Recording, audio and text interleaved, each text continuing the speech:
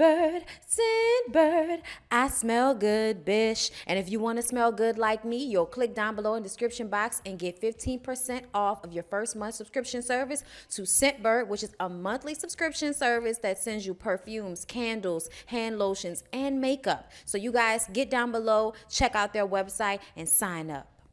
Hey everybody, what's up? It's your girl Bondy Blue, and I am back for another Basketball Wives review, you guys. Before we get into it, all right, the way I always say, y'all check down below in my description box, specifically for my email to email me about my credit repair service. Because I have quit my job, I am offering half off of the setup fee because I want you guys to come and join, see what you all get from joining FES as a credit repair service client. Also, if you want to join as an agent and make extra money every week, we get paid every week, so I want you guys to hit me up in my email so we can talk about it. Also, if you want to be on one of our calls or anything like that, please also include that in the email so I can save you and hit you up whenever we decide to do it, because we usually do them almost every week. Sometimes I can't even be on all of them, but that's about to change.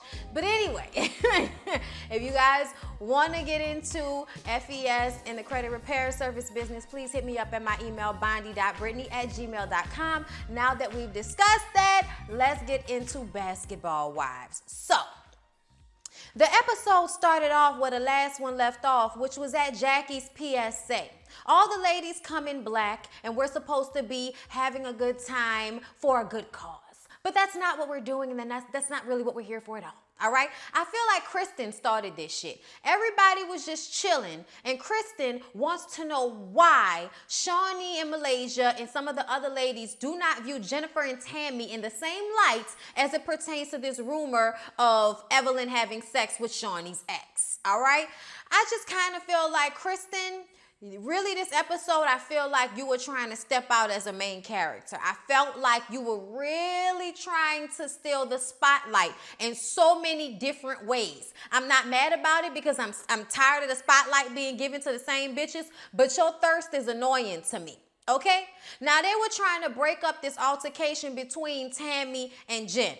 First of all, Tammy, let's get something straight. You called Jen a bitch way before she called you one. So if you want to now get offended because she referred to you back as a bitch, calm down, okay? I'm going to just go ahead and put that out there right now. You know I fuck with you, Tammy, all right? But you sitting up there rolling up on her all slow and shit, trying to be intimidating because you know she's not about that life. Also, you can call her a bitch. Reggie came out of nowhere, had to grab Tammy up. They trying to talk her down. Shawnee tells Tammy that you know she's the type to call the police on you, even though Jennifer had pepper spray in her purse and popped that shit out to show Kristen. And I'm like, what was you gonna do with the pepper spray besides get your ass beat more wildly? Like, you were in such close quarters. If you had sprayed her, I'm sure she would have still tried to hit in your direction. That would have been my reaction. I would have tried with all my might. Bitch got me in my eyes. God damn it.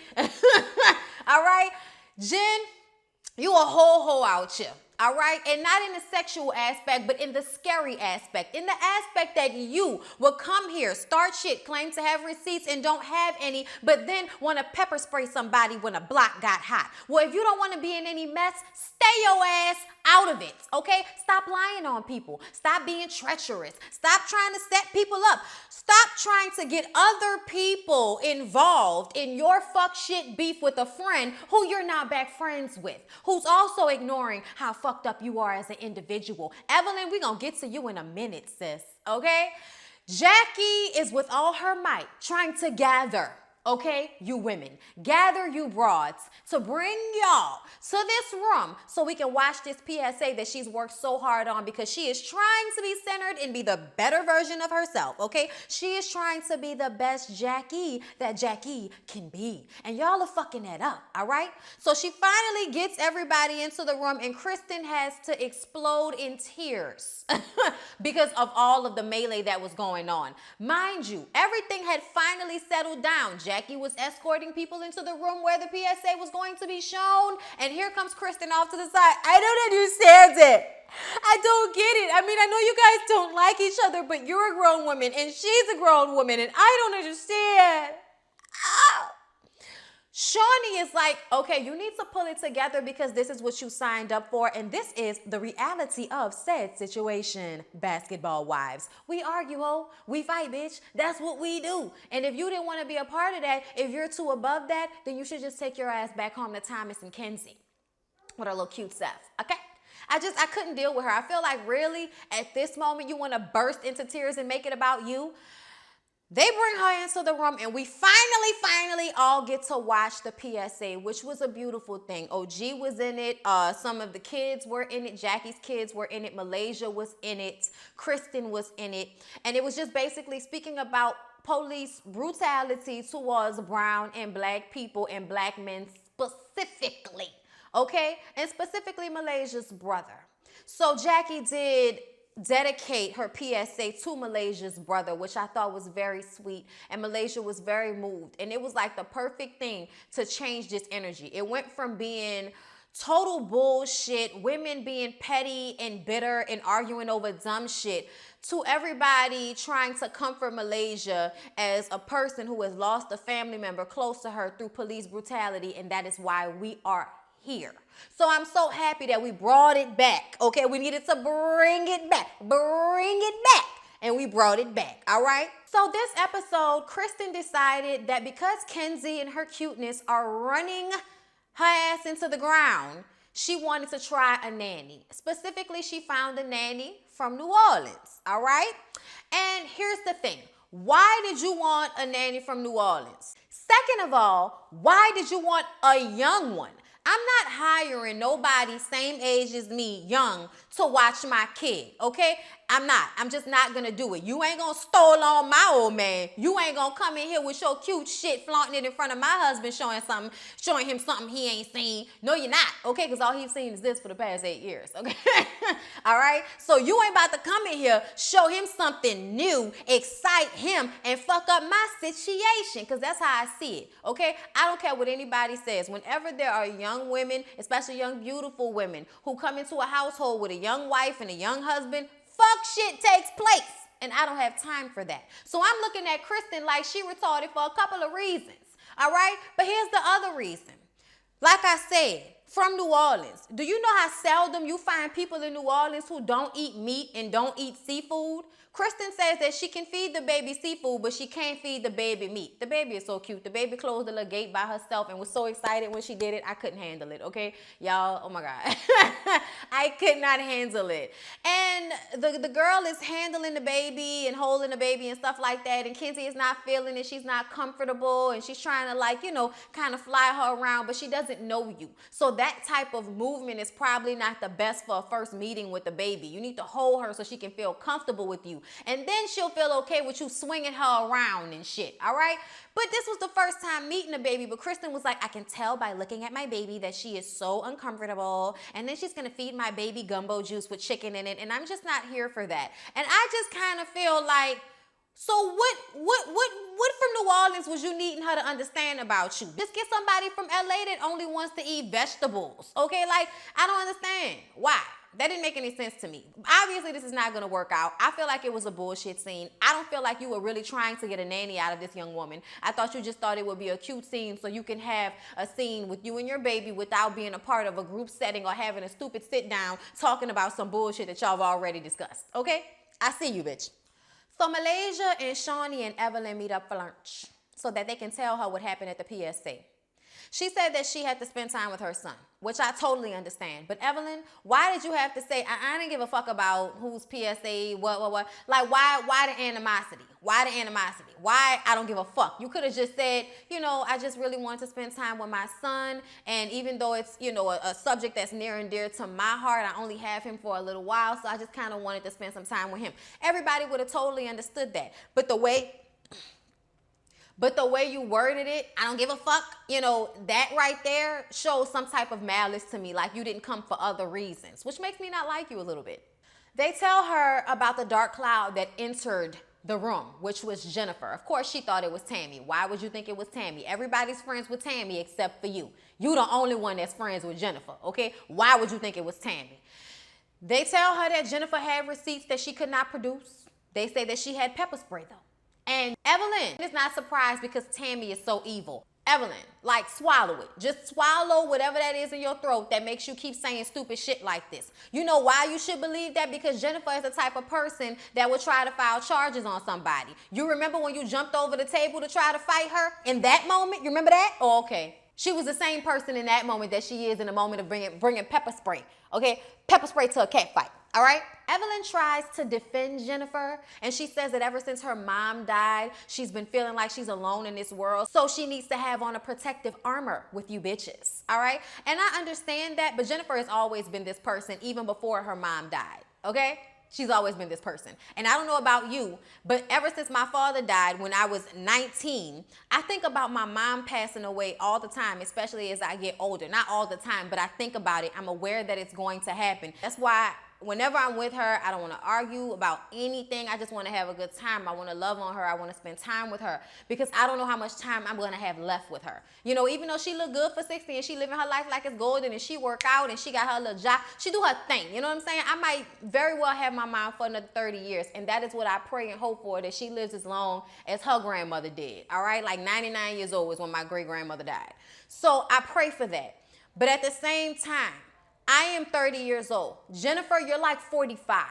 Why is it that you didn't think about what would happen when you were left alone in this world without your mom before now? I think it shows some type of breakdown in your mental and emotional connection. Like, I'm just saying, I ain't trying to get all, you know, like mystical and shit on y'all.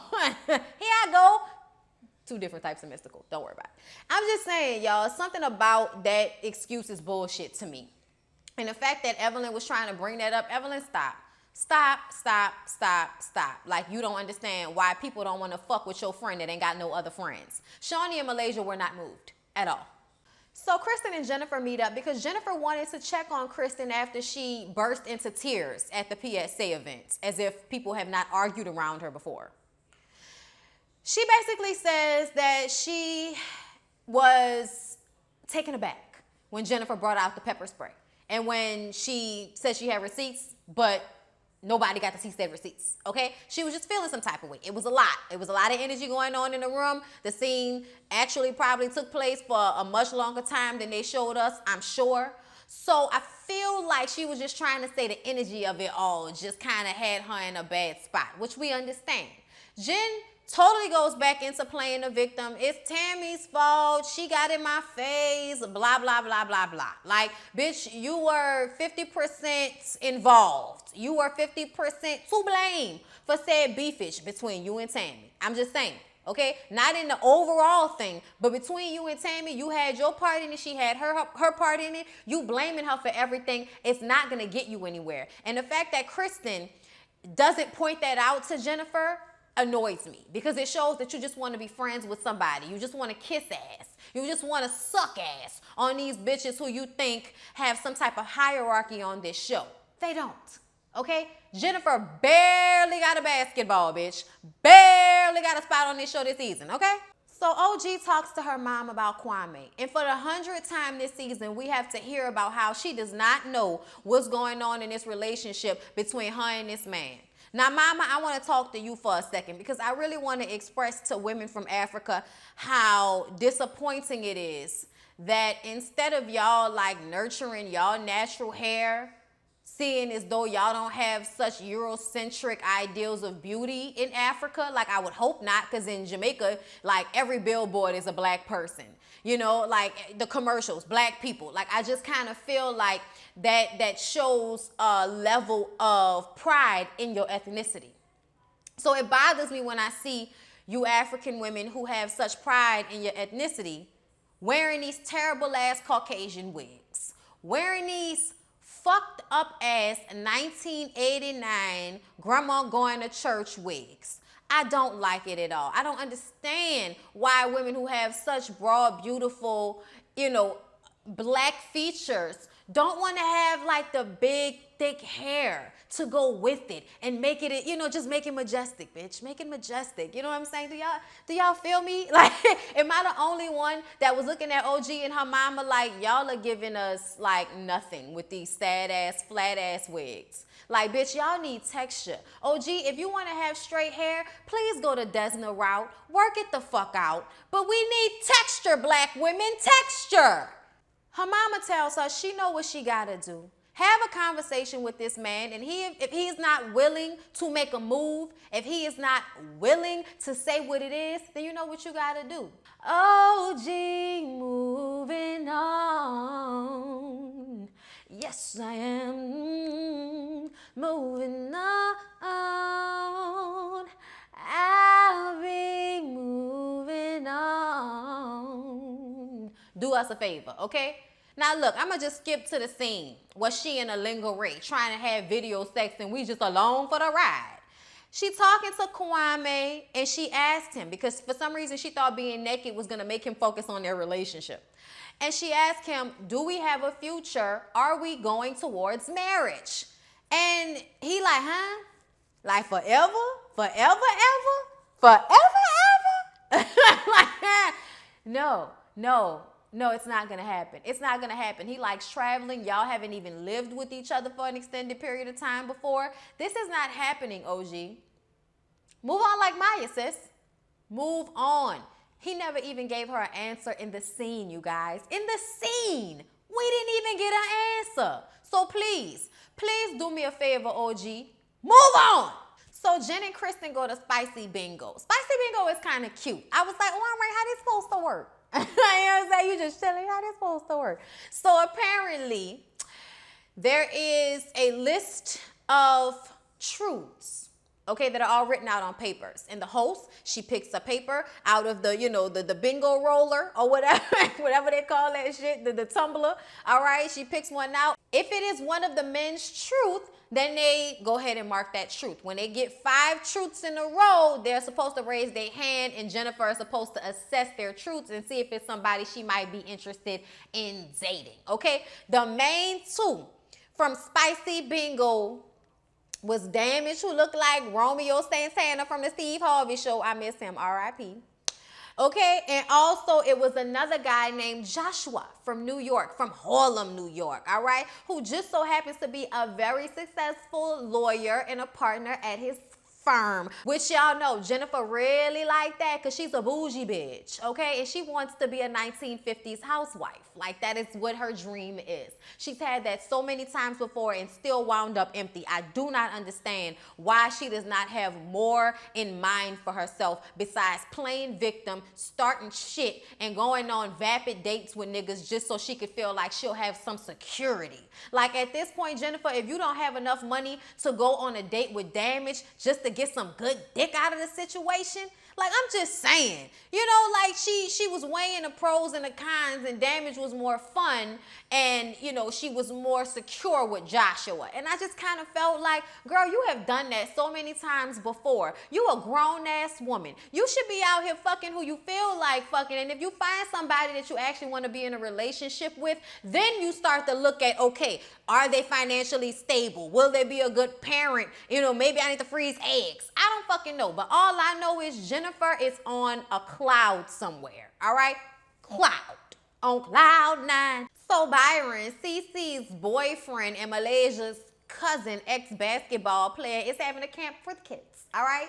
And she invites OG and Jackie and Malaysia out to, have a good time, see the kids, play a little basketball, and talk shit. All right? And everybody wants to know, where's Kristen? And it's like, we haven't resolved anything. CeCe says that Kristen is keeping her distance from her, and CeCe is doing the same. And they even have a conversation about like children and kids and who's having kids and all of that. And I just want to mention that OG is not on birth control. You're not on birth control, but every time somebody asks you about having a baby, you're like, whoa, I want to get engaged first. And it's like, then bitch, whoa, why are you not on birth control? Whatever. I just wanted to mention that. Back to CeCe and Kristen. CeCe says that she feels maybe Jennifer has rubbed off on Kristen, and she feels like Kristen's friendship with Jennifer is a fuck you to CeCe. And I agree. How would you like so wholeheartedly befriend somebody that talk down to your family member like that? I don't know people like that. I do know people like that, but I don't fuck with them. You see what I'm saying?